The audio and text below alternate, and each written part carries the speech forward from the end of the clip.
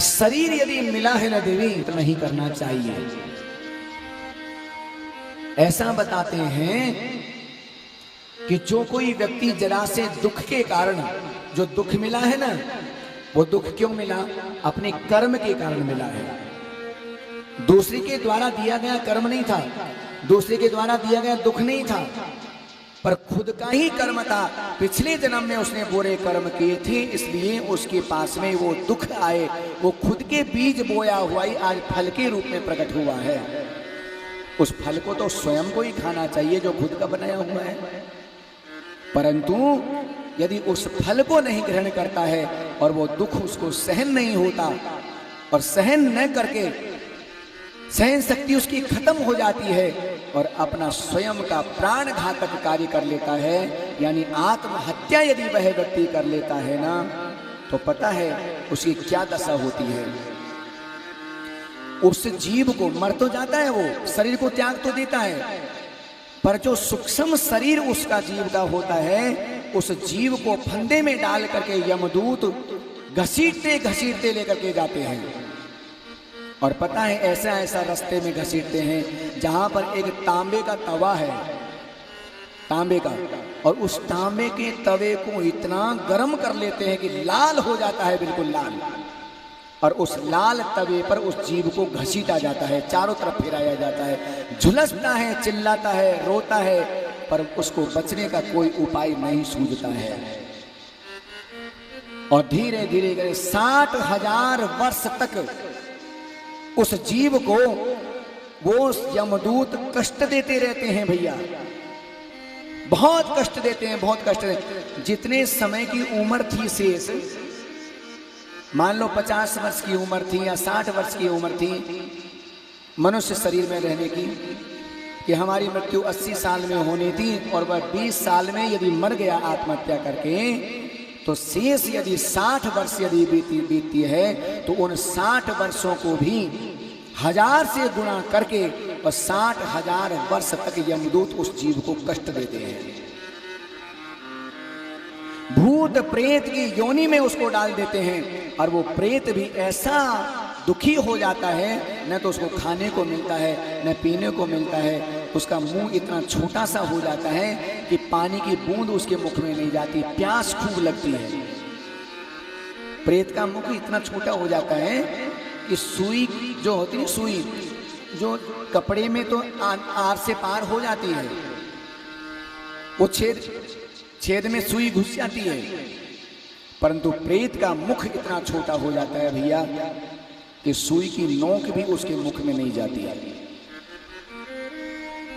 बड़ा तड़पता है प्यासा, बड़ा तड़पता है भूखा रह करके। जब उसको प्यास ज्यादा सताने लगती है ना, तो कुआं, तालाब, नदियों के किनारे पर चला जाता है बेचारा और वहां जाकर खड़ा हो जाता है। वह सोचता है कि मैं स्नान कर लूं, इसमें डूब जाऊं, थोड़ी देर के लिए पानी में कूद जाऊं, और पानी में कूदने के बाद मैं थोड़ा सा श्वास यदि लूंगा ना, तो उसमें से थोड़ा सा पानी मेरे मुंह में चला जाएगा। पर भैया वहां पर वो जीव श्वास भी तो नहीं ले सकता है। पानी में कूद कूद करके और एक बूंद पानी के मुंह में चला जाए, बहुत सख्त प्रयास करता है, लेकिन एक बूंद की ओस की कण भी पानी की नहीं जाती है। इतना कष्ट पाता है वो जीव, वो प्रेत। और फिर उसके बाद में जब संसार में रह करके इतना कष्ट पा लेता है, तो यमदूत फिर यमराज के पास में लेकर के जाते हैं और वहां पर 28 प्रकार के नरक हैं, उन नरकों में डाला जाता है। और ऐसे ऐसे नरक हैं भैया कि क्या कहें, बड़े भयभीत करने वाले।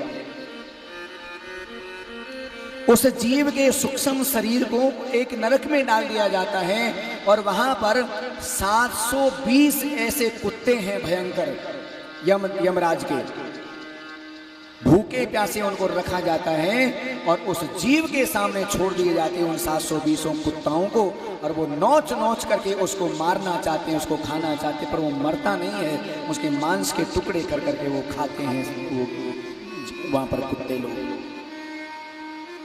इतना ही नहीं, गरम गरम तेल की कड़ाही में उस जीवात्मा को डाल दिया जाता है।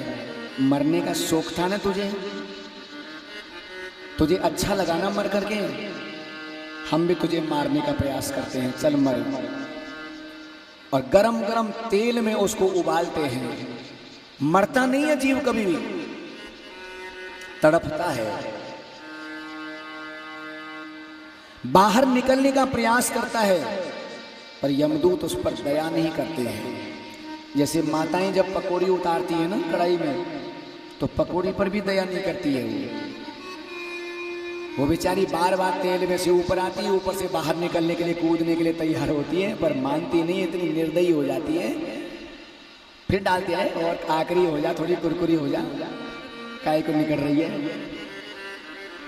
ऐसे यमदूत तेल में उबालते रहते हैं उसको। बड़ा कष्ट है, बड़ा कष्ट है। वृक्ष पर रस्सी से बांध देते हैं उस सूक्ष्म शरीर को, और धनुष से और बाण से उसके शरीर को बींधते हैं। बचने का प्रयास करता है लेकिन बच नहीं पाता है। और फिर हजारों सालों के बाद में, लाखों सालों के बाद में जब कष्टों को सबको भोग लेता है, तब जाकर के भगवान उसके ऊपर कृपा करते हैं, उसको दोबारा जन्म देते हैं। पर काय का जन्म? मनुष्य का नहीं, मनुष्य का नहीं मिलेगा।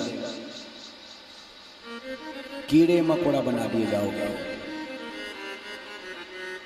और ऐसा बताते हैं सबसे पहले तो उसको विष्ठा का कीड़ा बनाता है, जो केवल विष्ठा ही खावे और कुछ न खावे।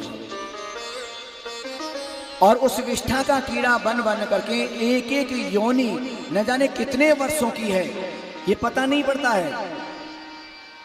किसी ने पूछा कि 84 लाख योनियां हैं, शरीर है ये, तो कितने वर्षों में पूरा हो जाएगा ये सब शरीर धारण करें तो?